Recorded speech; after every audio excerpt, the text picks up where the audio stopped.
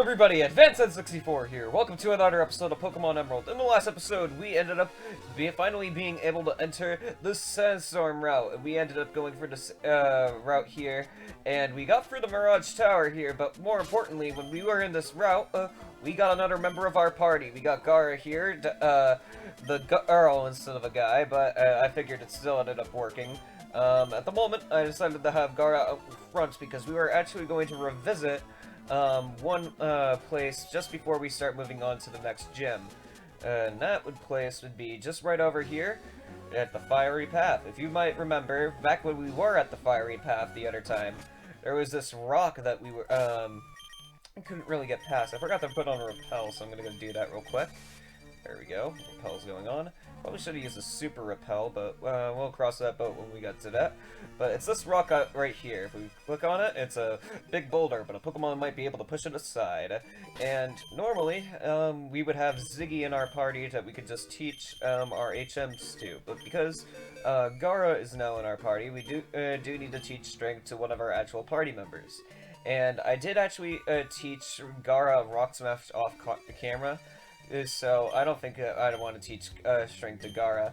I'd rather have it be given to Rex right now. Although, if you are using a Trapinch, giving it Strength is definitely not a bad idea, especially since it doesn't have many great physical attacking moves, and it's definitely more supposed to be a physical attacker when it first starts off. But I'd rather not have Trapinch's later evolutions just be a nothing but an HM slave. So let's move this along, and I figure that Rex having Strength as well will be a lot more reliable than Takedown, since Takedown will also hurt you. But we just have a bit of puzzles using Strength up here. We have one Pokeball up here. This contains TM06 Toxic, and Toxic's pretty neat. The main thing about Toxic is that it will badly poison instead of just poisoning a Pokemon, so every turn that a Pokemon is out with badly poison, the more damage they will receive from poison. Using Toxic on a Pokemon is like putting a timer on a Pokemon. It's really good. I think I just messed that up. Uh-oh. Yep, I did just totally mess that up. I'll be right back. Oh, no. And the repel wore off. Alright, trying that again. Let's go through the rocks right here. Just gotta push through this, and don't push that one at all. And there we go. We got another Pokeball down here. What's in this Pokeball but a Firestone? And we only really need one Firestone in this entire game, because there's only one Pokemon in this entire game that you can obtain that even evolves from the Firestone. And that's not even, we haven't even encountered that Pokemon yet, but this is going to be a little bit later. If you are interested, it is a Vulpix, and you can use the Firestone on it to become a Ninetales. Alright, sorry about that. I had to make a quick cut there for a second, but all I really wanted to say was that going through here with Strength is just going to get you Toxic and the Firestone. Toxic is definitely the more useful of the items, because pretty much every Pokemon that can learn a TM can learn Toxic. And if you have an empty move slot that you don't really... you have a move that you're not really using a lot, and you have a Pokemon that just doesn't seem like it's helping too much, putting Toxic on it could really change up what it does, and could really make it nice. And wow, this guy tried to lower my attack twice, even though he saw that I had Hyper Cutter. Alright, we got the Snubble out of the way, and we are going to level up from this. Very good. We got the level 25 in Gara, and ooh, we're learning Sand Tomb. Very fitting for Gara. Let's go ahead and get rid of a move. And we have to get rid of Sand Attack, although Sand Attack and Gara's mind, it probably means something else. So I'm sure Sand Tomb is definitely more up her alley right here. But alright, thank you very much, Gara. Let's move on with that. And so that's pretty much everything that we can do with Strength right now. But there is one other thing that we need to do just before we get to the next gym. And I'm going to go cut to that right now. Number of collisions 9 times. Total time 13 seconds. Your technique is remarkable. I suggest you speed up a bit while still avoiding collisions. How am I remarkable if I crash into like 9 different things? Alright, moving on from here. Going out of the bicycle road, there is one thing that we need to do, and that's the only thing that we need to do down here. And that is the Trick Master's house. And going through another gym battle, we definitely have something else here. You're being watched, and there's something in the drawer over there. Let's check that out. Whoa! Ah, grr, how did you know I concealed myself in this dresser? You're sharp. You know, oh, you've come to challenge my trick house, haven't you? That's why you're here, isn't it? Yes, it is. Consider your challenge accepted. Enter room to scroll and let your challenge commence. I shall be waiting in the back. And there he goes. I like how he was just hiding in a dresser. Did he, like, take everything out and just, like, close it in? Did he have someone help him close it from, like, behind when he was in there? Because I don't even know if you could really close a dresser by yourself. Like, if, like, you're in it. And I'm, like, surprised I can even hold up with the weight. I keep coming back to the same place, and I feel that, this place is a bit of a maze, but then again, you kind of just keep walking in the same circle, so you'd probably have a better chance if you were trying to do literally anything else. Alright, so we got Kecleon here. I got an idea. I'm gonna hit with, use Bite on it first, and I do want to try out Sand Tomb in this battle. We did just get hit with a Screech, so that is gonna hurt us. And, alright, so that switched it to a Dark type because of Kecleon's ability. Now we're gonna hit it with Rock Smash, which should be super effective. That's a really good thing, although it is only Rock Smash, so it's probably not even gonna do any more damage than... Oh wow, it did actually do a good amount of more damage than that Bite, and we did get a defense drop, which is exactly what I wanted, although it is gonna be a fighting type now. I could just keep going for Rock Smashes, but I'm gonna go for it as Sand Tomb instead. Ooh, I do not like keep getting hit by those Screeches there. We are practically relatively even with this Kecleon, but this Kecleon was serious in attacking. I don't know if Gara can keep up with taking all that damage. Although, hoping this next Rock Smash right here should be able to take it down. We do have more attack than special defense. And, ooh, a critical hit, but we lived with just free health.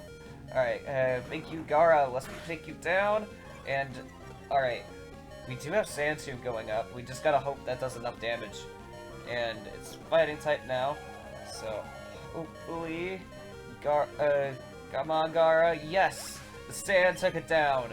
Very good. Alright, and that gave us a good amount of experience on Gara. Alright. I'm already having trouble, and then you have to beat me. It's not fair. And it's always fair in Pokemon battles, man. I mean, I'm not gonna just go easy on you just because you had a bad day. Maybe next time try coming at me with more than one Pokemon, too. Alright, moving on from here.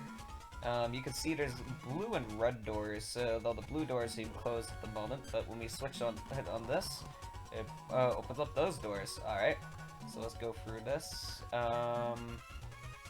Now, the Pokeballs always in this area are always just males, so there's not really a need to go through and get all those Pokeballs, unless you're like a huge collectathon.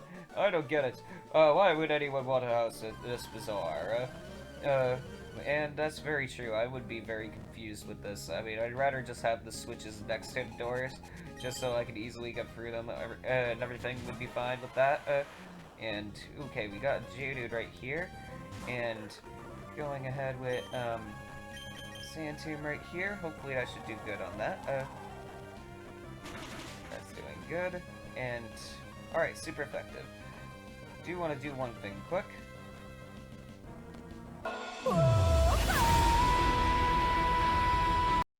I'd like to apologize for all the cuts. I've been just having to do a bunch of things, but there we go. We got Rex out. Unfortunately, when I made the cut, Gara, we got the Geodude down, but mainly because it got itself down. It used self-destruct, and unfortunately, using that took down Gara as well. So we're gonna have Rex take care of the rest of this fight here. Just gotta hope that this Graveler does not have Magnitude and decides to not use it. Or it's gonna go for self-destruct. Is this dude gonna use self-destruct on everything? He just might. Alright, luckily with Rex we resist that, so we can take that much very easier. We're learning Iron Tail. Okay. Iron Tail's cool and everything. It's twice as strong as Metal Claw. But then you look at the accuracy, and then, oh god, it's terrible. It can miss 25% of the time, and I feel like that happens much more than not. But I mean, we don't really use Mud Slap too much, so I think I might as well just keep Iron Tail for the time being. We do have Dig on Grovyle as well, so it's not like we're out of ground type moves. And besides, I was worried that we did not have anything super effective, but then I realized Steel is actually super effective against Rock. And see what I mean? First time I use Iron Tail, immediate miss. And Notice Pass is blocking us in. Block is actually a pretty useful move if for only one little thing. There's going to be a point where we encounter a Pokemon called Roaming Legendaries. There's only one in this game, but in other games there's multiple. And Block actually makes them so they can't run away. So it's really nice. Alright, we beat this Hiker Dino. Rex is doing really nice, level 29 and everything. So I think I might actually have him out in front for the next fight out here. Let's bring... I was thinking about bringing back Gara back to life, but there's not entirely a need since there's really only one person in that tier, and I don't have the XP share on her. So might as well just go ahead and get this fight over. I don't know what's going on here, but I'm starting to feel sad. Oh no. I've been like in that same situation before, where you've just been so lost, you don't know what to do, and you're just scared. Like, it's not fun. But moving this along, alright, we got Iron Tail, and this should actually take out the Skitty. Yes. So, I was talking bad about Iron Tail. It's just really going to be like the flip of a coin. If I'm always gonna end up like probably missing, and maybe not. But I'm okay with putting some stock into this Iron Tail. And Rock Tomb also has chances of missing. So does Metal Claw. And it's come to bite me before, but the whole thing is that like the most accuracy drop that Rock Tomb had was just 10%. So I'm worried what's gonna happen now that we have like something with 20%, 25% chance of missing. Like that's probably not gonna be super great for us. Of course, checking on all this stuff, it's just mail. We got the Shadow Mail and the Wood Mail. Very cool. We could always check those out later, just what those look like. Of course, there's nothing really too important about mails or anything. Alright, I was gonna step on that switch, but that would mess us up there. I think we want to step on this one right here. Go up through this. And now we can step on this switch, open this door, and perfect. Alright, we wrote down the secret code on the door. Trickmaster is coveted. And it opens up, and we can move on to go get our prize from the Trickmaster.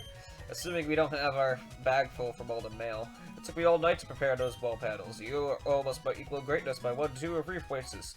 Here, fine. Have this reward. We got the Hard Stone, which is not too bad, especially since we have Aeron, but we kind of already have a Hard Stone on him because we were lucky enough to find one on him the other time that we caught him. So there's not really a need for the Hard Stone, luckily. Pretty sure at least. I almost certainly have a Hard Stone. I might still have the soft stand on Rex now that I think about it. And that's not really good. Oh, nope. Do have a Hard Stone. I was gonna say, because if we did have a soft stand, that wasn't gonna really help us.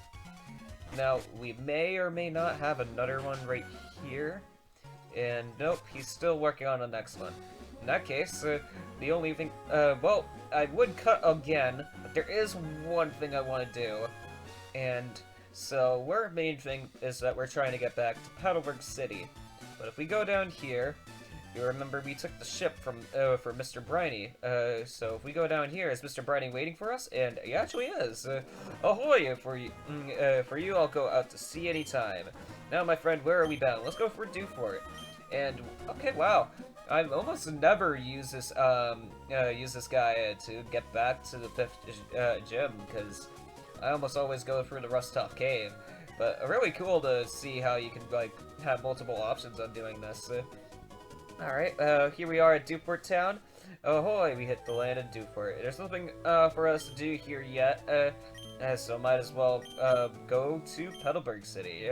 Petalburg it is, and let's go sail off again.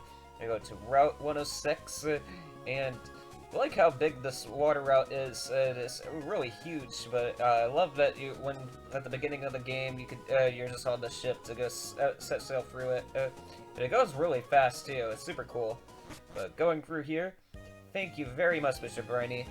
Thank you for all your help. We're gonna get off here, and we could just go back to Petalburg City because that is the gym that we need to do. But there is one thing I would like to do again, and going through Petalburg Woods. Let's go ahead and put on a repel real quick, because I have no need to encounter any of the Pokemon here. They're way too low leveled for us, and they're not going to help us at any of the slightest. So going through here, we're going to make our way to Rustboro Cave, not Cave, City. A very different sea. Did I plant any berries here? If I did, they're gone. Alright, moving on. We got that tree over there, but nothing can really come from that because we already cut that tree down a long time ago. Here we are in Rustboro City. If we go in that mart, it should have repeat balls as well, if you remember from that dude getting us one of those a little bit back. We should actually still have one of those. Let's go ahead and heal our Pokemon real quick. And I actually need to use that PC right over there, because I didn't just come back to Rustboro City for no reason. There is one thing I wanted to do just before we did the gym. And let's go ahead and get rid of one of our Pokemon real quick. Let's just go to deposit, and how about we put Jam away for a second. Jam is one of the Pokemon that always gets the most screen time, seeing on how Jam is our second Pokemon. Got her like the second episode, so just about pretty much always seen in like every other episode, although we haven't really used her in this episode. Moving upstairs though, this is the place we wanted to go, to Devoncorp. If we go down to talk to this guy in the corner here, I've been trying to develop a device that resurrects Pokemon from fossils, and it works. Yes, if you remember us talking about this guy back when we went through Devon Corporation the first time, this dude does indeed bring back Pokemon fossils. Wait, that thing you had there, is that a Pokemon fossil? Would you like to bring that Pokemon back to life? And yes, I would. I can with a newly developed fossil regenerator. I don't know why that messed me up so badly, but let's give that root fossil to him. The fossil regenerator which I made is incredible, but it has one drawback: it takes a long time to work. So how about you go for a stroll, look around for a little bit. And by that, you means just go downstairs, go back upstairs, and then let's talk to him. Thanks for waiting. Your fossilized Pokemon has been brought back to life. The fossil was an ancient Pokemon. Leleep it was! And we got the Leleep from the root fossil. If we got the claw fossil, it would have been an Anorith instead. But, here we got our Leleep. And, Leleeps are supposed to be like something on like the ocean floor. So, I don't really know too much about what we could name it, except probably, if you ever seen Shark Tale, you might get this. Although I know the dude was a fish, but we got the Shark Slayer on our side now. So let's move on. We'll show off Leleep real quick though, because Leleep is definitely a really cool Pokemon. It's not a super strong Pokemon, but it is a rock and grass type, a very unique typing. I think Leleep's the only Pokemon that's ever really gotten that. It's meant to be more of like a defensive Pokemon, when Anorith's more the offense Pokemon. Right now, it's only got a few moves, but it'll get things like Leech Seed and such to help it out. So it's not such a bad Pokemon. But let's go ahead and switch that out, and we're gonna make our way back to Petalburg City. I'll do that real quick. And we're back. Here we make it to Petalburg City. Here we are finally ready to take on the Pokemon Gym.